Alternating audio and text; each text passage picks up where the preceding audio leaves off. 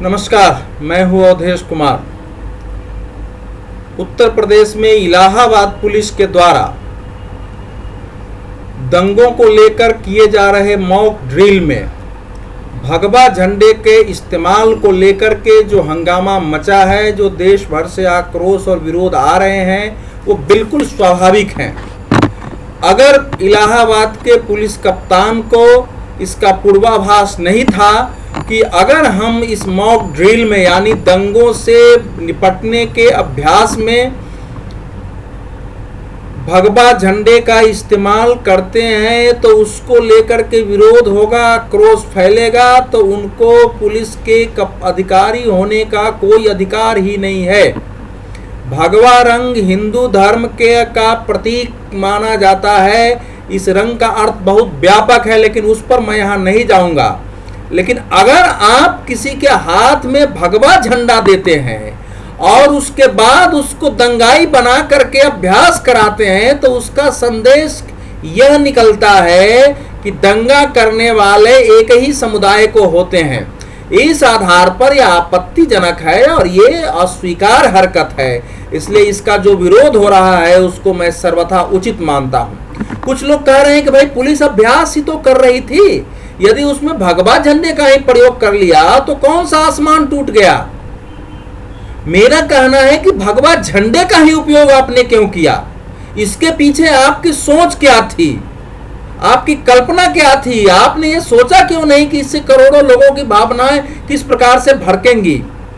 आपने ये सोचा कि नहीं सोचा कि अगर विजुअल्स देश के बाहर जाएंगे तब वो उस रंग के बारे में उसके बारे में दुनिया की क्या सोच बनेगी, भगवा रंग की क्या छवि बनेगी। मान लीजिए अनजाने में ही इसका उपयोग हो गया, आपका कोई गलत इरादा नहीं था, तब भी ये एक अपराध है और इसकी सजा मिलनी चाहिए। लेकिन मेरा एक और प्रश्न है कि अनजाने में ही अगर हुआ तो आखिर अनजाने में दूसरे रंग के उपयोग का भाव क्यों नहीं आया। अनेक रंग के कपड़े हो सकते थे, भगवा का उपयोग ही ध्यान में क्यों आया। सवाल तो ये है। और इसलिए इस बात को गले उतारना आसान नहीं है कि बिना जाने, बिना किसी इरादे के, बिना सोचे भगवा झंडे का उपयोग किया गया। निश्चय ही इसके पीछे कुछ सोच थी, या ये हो सकता है कि प्रदेश सरकार को, सपा को खुश करने के लिए आजकल पुलिस और बड़े अधिकारी जो हैं वो अपने सरकार को, नेतृत्व को खुश करने के चक्कर में भी ऐसा करते हैं। अब संजोग से या दुर्भाग्य कहिए कि भगवा झंडे को संघ परिवार और भारतीय जनता पार्टी से जोड़ दिया गया है, जबकि ये है नहीं। ये तो सनातन धर्म का एक प्रतीक है और वो त्याग का, सूर्य की सुबह की जो रोशनी होती है लालिमा का, उसका अनेक उसके अर्थ हैं। और भारत में जितने नैष्ठिक सन्यासी हैं, रामकृष्ण परमहंस के सन्यासी हैं या फिर आर्य समाजी हैं, आप ऐसे अनेक पंथ और संप्रदाय हैं जो सब भगवा रंग का उपयोग करते हैं। उस पर किसी एक संगठन से उसको जोड़ना उचित नहीं है। अब दूसरा प्रश्न जो मेरा ये है कि क्या कभी दंगे में कोई झंडा उठा करके हमला करने गया है।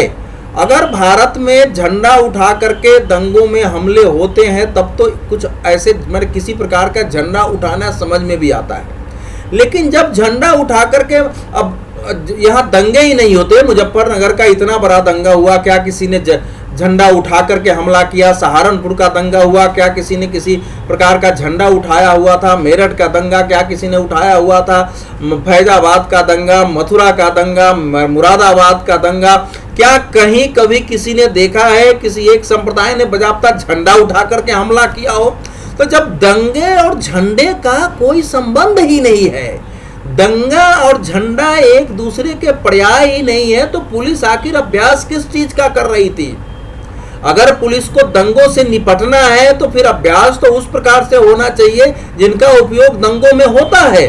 पुलिस का अभ्यास हमेशा, जिसको बोलते हैं मॉक ड्रिल, तो हर महीने होना चाहिए। उत्तर प्रदेश में दंगे हो रहे हैं इसलिए निपटने का होना चाहिए। इसका बिल्कुल रीस्ट्रक्चर, इसका प्रोसेस है, प्रक्रिया निर्धारित है, वो पुलिस करती नहीं है। लेकिन जब याद आता है कि अरे हमको तो अभ्यास भी करना था, तो आप एक विवाद खड़ा कर देते हो। तो यही बात है कि एक तो किसी भी धर्म का, चाहे वो भगवा झंडा हो, चाहे वो इस्लाम का हो, चाहे वो सिखों का हो, किसी भी जो धर्म है उससे संबंधित किसी भी प्रतीक का किसी पुलिस के द्वारा वो भी नकारात्मक रूप में उपयोग करना यह आपत्तिजनक है। ये अस्वीकार है और इसका जितनी तीखी निंदा की जाए, तीखा विरोध किया जाए वो भी कम है।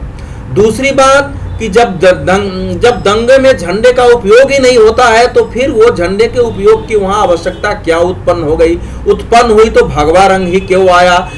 झंडे का उपयोग केवल पुलिस दंगों में करती है, केवल फिल्मों के दंगों में जरूर होता है। तो अगर उत्तर प्रदेश पुलिस फिल्मों से प्रभावित होकर के अभ्यास करती है तब तो बात समझ में आती है। लेकिन अगर जो दंगों का व्यवहारिक रूप है आपस में, कि दो संप्रदायों के बीच जब तनाव होता है, उसमें हिंसा भड़कती है, तो उनमें जिस प्रकार से हिंसा होती है, उनके वीडियो को देख करके और उनके बयानों को देख करके अगर आप अभ्यास करते हैं, तब ये माना जाएगा कि वाकई पुलिस दंगों को रोकने के प्रति ईमानदार है, रोकना चाहती है, उसके लिए अभ्यास कर रही है और फिर पुलिस के पीठ थपथपाई जा सकती है। ये कृत्य इसके विपरीत है।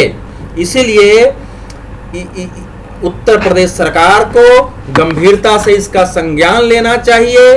भारतीय जनता पार्टी इसका विरोध कर रही है, विपक्ष के नाते उसका विरोध का अधिकार है। और ये विरोध का रास्ता आखिर दिया किसने? आपकी पुलिस ने दी है, आपने दिया है। इसलिए या ये भी संभव है कि उत्तर प्रदेश सरकार स्वयं ऐसी स्थिति पैदा करनी चाहती हो ताकि भारतीय जनता पार्टी खड़े हो और उनको इसके आधार पर मुसलमानों का कुछ वोट मिल जाए, क्योंकि 2017 के चुनाव को लेकर के अनेक प्रकार की गोटियां बिठाई जा रही हैं, अनेक पासे फेंके जा रहे हैं। इसीलिए मेरा कहना यह है कि उत्तर प्रदेश की जनता को भी इससे सावधान रहने की जरूरत है। उत्तर प्रदेश के जो अधिकारी हैं वो समझें कि वो केवल नौकरी नहीं है, वो भी इस देश के नागरिक हैं। अगर किसी की भावनाएं भड़कती हैं, उत्तेजना बढ़ती हैं, तो इससे हिंसा हो सकती है।